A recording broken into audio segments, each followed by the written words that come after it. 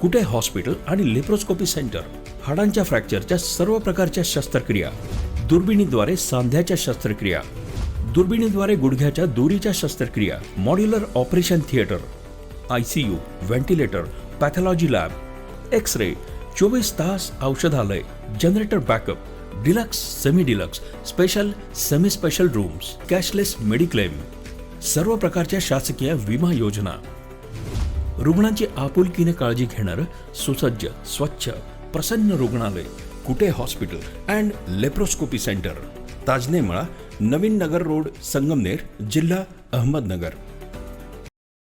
नगर शहरातील वंचित आणि बेघर नागरिकांना हक्काची घरकुलं मिळावीत या मागणीसाठी रिपब्लिकन सेना आता थेट मुंबईत धडकणार आहे. पक्षाचे सरसेनापती आनंदराज आंबेडकर यांच्या मार्गदर्शनाखाली आगामी एप्रिल महिन्यामध्ये मुंबईतील आझाद मैदानावर भव्य आंदोलन छेडलं जाणार असून या आंदोलनाची दिशा ठरवण्यासाठी अहिल्यानगर येथील डॉक्टर बाबासाहेब आंबेडकर भवन या ठिकाणी जिल्हाध्यक्ष सुनील शिंदे यांच्या अध्यक्षतेखाली महत्त्वाची बैठक पार पडली आहे. नगर शहरामध्ये अनेक वर्षांपासून घरकुलांच्या प्रतीक्षेत असलेल्या गोरगरीब आणि वंचित नागरिकांना न्याय मिळवून देण्यासाठी रिपब्लिकन सेना सातत्यानं पाठपुरावा करते आहे. केवळ आश्वासन नको तर प्रत्यक्ष घरकुलं हवीत, अशी भूमिका सुनील शिंदे यांनी मांडली. एप्रिल महिन्यात होणाऱ्या आंदोलनामध्ये अहिल्यानगर जिल्ह्यातून हजारो नागरिक सहभागी होणार आहेत आणि सरकारचं लक्ष वेधणार आहेत. तर जिल्ह्यातील अन्याय आणि अत्याचाराच्या घटनांविरोधातही आवाज उठवण्याचा निर्धार या बैठकीतून व्यक्त केला गेलाय. याच बैठकीत रिपब्लिकन सेनेच्या ध्येय धोरणांवर विश्वास ठेवून विविध भागातील सुनीता मोरे यांच्यासह अनेक कार्यकर्त्यांनी पक्षात जाहीर प्रवेश केलाय. पक्ष विस्तार करून येणाऱ्या काळामध्ये सर्वसामान्यांचे प्रश्न सोडवण्यासाठी संघटना अधिक बळकट केली जाईल, असं यावेळी सांगितलं गेलंय. रिपब्लिकन सेना अहिल्यानगर बैठक आयोजित या ठिकाणी केली होती. आम्ही अहिल्यानगर दक्षिण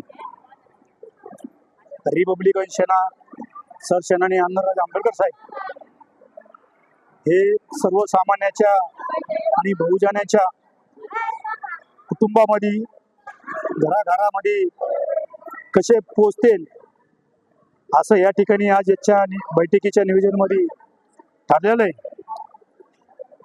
की सर्वसामान्य गोरगरिबांना रिपब्लिकन सेनेच्या माध्यमातून जिथं अन्याय झाला तिथं न्याय देण्याचं काम आम्ही सर्वच रिपब्लिकन कार्यकर्ते, रिपब्लिकन सेनेचे कार्यकर्ते, महिला आघाडीचे कार्यकर्ते आणि सर्वच जिल्ह्यामध्ये न्याय देण्याचं काम या ठिकाणी करत आहोत. या अहिल्यानगरमध्ये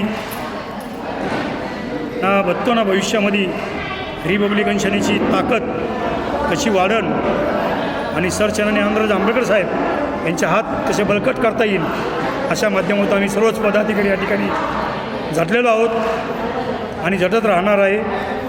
आज आमच्या या बैठकीमध्ये काय महिला आघाडीतल्या लोकांनी या ठिकाणी प्रवेश केला आहे. सुनीता मोरे असतील, त्यांचे सर्व महिला आघाडीतले काय महिला कार्यकर्ते असतील, तसे त्यांना आम्ही थोड्या 1 ते 2 दिवसात सरसेनानी आनंदराज आंबेडकर साहेब यांच्या उपस्थितीमध्येही त्यांना या ठिकाणी आम्ही प्रवेश देणार आहोत. आणि आता इथून पुढच्या काळामध्ये या अहिल्यानगरमध्ये एक चांगल्या पद्धतीने रिपब्लिकन सेनेचे माध्यमातून संघटन वाढवण्याचं काम इथून करणार.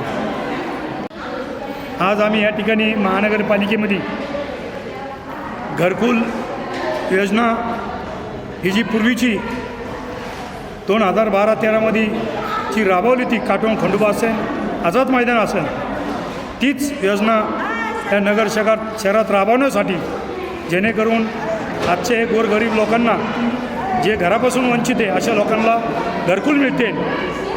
ह्या अशा माध्यमातून आम्ही घरकुलांसाठी येत्या 1.5 महिन्यात आम्ही या सर्वांना घेऊन आझाद मैदान या ठिकाणी मे मुदत धरणे आंदोलन करणार आहोत. त्या धरणे आंदोलनामध्ये सरसेनानी आनंदराज आंबेडकर साहेब हे देखील त्या ठिकाणी येऊन आमच्या सर्व अहिल्यानगरच्या वासियांना त्या ठिकाणी भेट देऊन त्यांचे प्रश्न ऐकून घेऊन संबंधित मंत्र्यांशी आम्ही चर्चा करणार.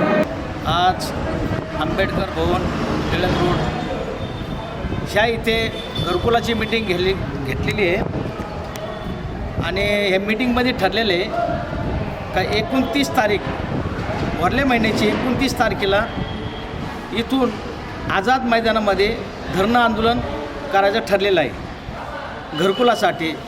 जे घरकुलासाठी वंचित आहेत गोरगरीब, जे आदमी भाडं भरू शकत नाही आहे, त्यांच्यासाठी डायरेक्ट आझाद मैदानामध्ये घरकुलासाठी धरणं आंदोलन करायचे, बेमुदत धरणं आंदोलन करायचे तिथं.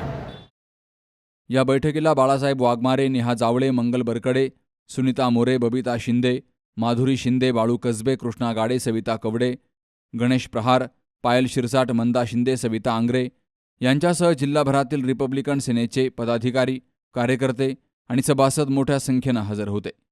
Shubham Pacharne, C news Marathi, Ahilyanagar. सुनबाई, आजही चहा काल सारखाच बनव. अगं, कोणती नवीन चहापत्ती आणली आहेस का? काय ग, कालच्या चहाचं रहस्य काय आहे? प्रत्येक चांगल्या चहासाठी आवश्यक आहे राजहंस दूध. चहापत्ती तीच, फक्त दूध नवीन. तुम्ही फक्त दूध बदला. राजहंस दूध आणा आणि असा मस्त चहा बनवा.